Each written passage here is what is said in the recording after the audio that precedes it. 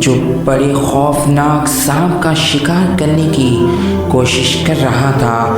اس سانپ نے عرض کیا کہ یا نبی اللہ، اس سے فرما دیجئے کہ مجھ میں بڑا قاتلانہ زہر ہے۔ آپ نے اس کو منع کیا مگر وہ نہ مانا۔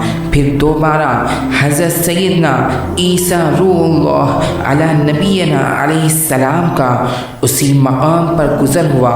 اس وقت آپ نے فرمایا، اے شخص، کیا تو نے سانپ پکڑ لیا؟